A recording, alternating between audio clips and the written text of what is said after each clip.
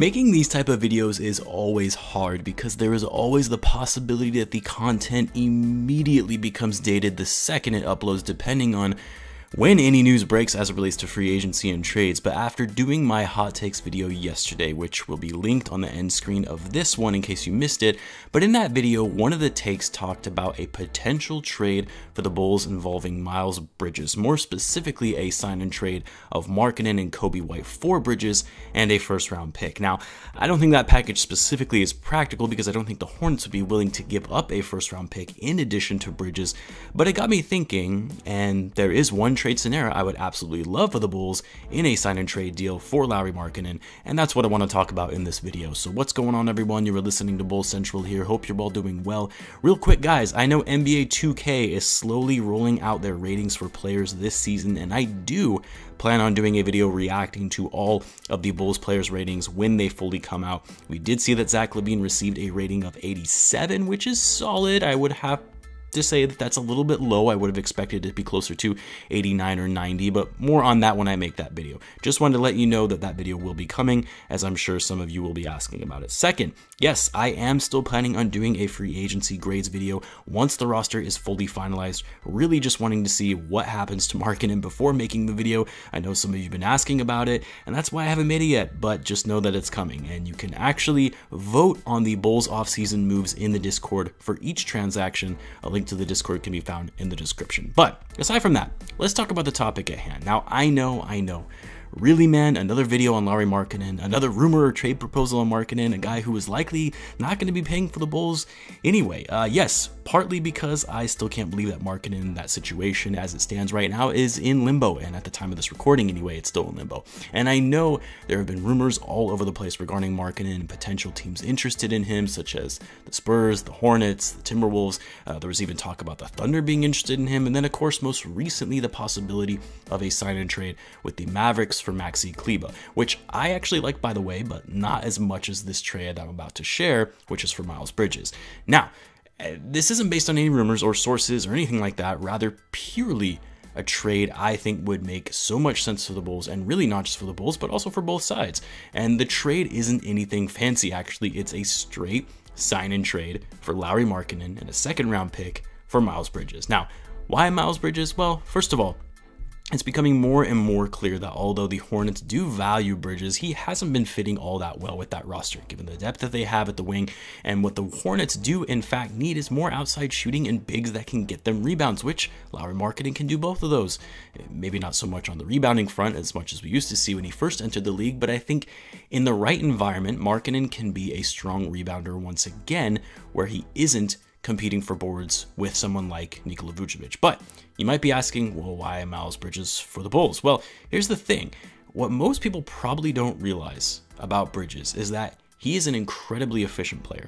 You think of a guy like Miles Bridges and you think, okay, a very athletic player with talent, but isn't all hugely impactful. In fact, I'm sure a lot of people would say that he's kind of been underwhelming, given he was drafted with the number 12th overall selection, was a top 10 recruit coming out of high school, and then there was a lot of hype about him coming into the league and that he actually should have been drafted significantly higher because of the upside potential. Well, since being on the Hornets, he's had a hard time making a name for himself, partially because it's the Hornets and it's not really a place that you make a name for yourself in that type of market, but also because of the overall fit with that team. But for Miles Bridges, he has low-key been getting better and better with every passing season since entering the league in 2018. He's become a better scorer, a better rebounder, a better passer, a better defender, and a much more efficient shooter, especially from outside. Last season, Miles Bridges, and I know I mentioned this in my hot takes video, but I'll say it again, he shot 50.3% from the field, 40% from three on 4.5 attempts per game, which is a good amount at that rate from outside, and 86.7% from the line. He was nearly a member of the 50-40-90 club, an exclusive club that very few players ever reach. Lavine also came close to reaching the 50-40-90 club last season, but fell a little short on his free throw shooting. Not only that, but Miles Bridges has slowly started to become a better defender. Not a great defender, don't get me wrong, and I know that that's kind of always been a knock on Bridges, that he doesn't really defend all that well, but this past season, his defensive rating was actually the highest it's ever been for him. He's also averaged the most he has ever had in his career in steals and blocks. And then the other thing I like about Bridges is his versatility in being able to play the 3 or the 4, so he can come off the bench behind Patrick Williams, or who knows, maybe he even starts some games, and he can play the 3 behind DeMar DeRozan. But I think last season, Bridges actually did play mostly at the power forward position. Now, I know this isn't the best fit for the Bulls because, again, the Bulls are going to need some depth as it relates to big men, which I'll get into in a second. But when you look at the Bulls and their bench as it relates to depth at the 3 and the 4, there isn't a ton there either. You have Troy Brown Jr., who can play the 3. You have Simonovic, who can play power forward or center. But again, I think he's a rookie and a second-round pick coming from overseas. It's probably going to take him a little bit to get up to speed with the NBA game, and I don't really expect him to be all that impactful right away in his first couple of seasons. So the Bulls are going to need a strong backup 4.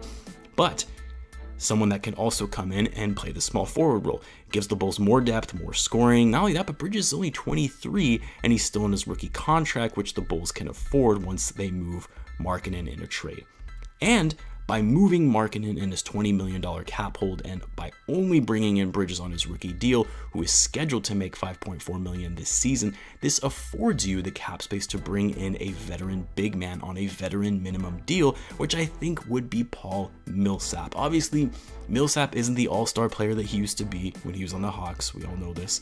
He's 36, but he's still a very serviceable power forward, which again, the Bulls are going to need more of that front court depth to go along with Tony Bradley and Simonovic. Millsap is a former 4-time All-Star and All-Defensive Team player, gives you some depth, defense, which the Bulls are really going to need in the front court after losing Daniel Tice and Thaddeus Young.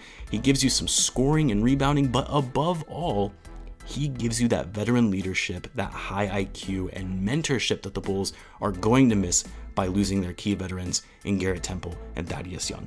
And of course, we already know that AK thinks very highly of Paul Millsap given their history and relationship with the Nuggets.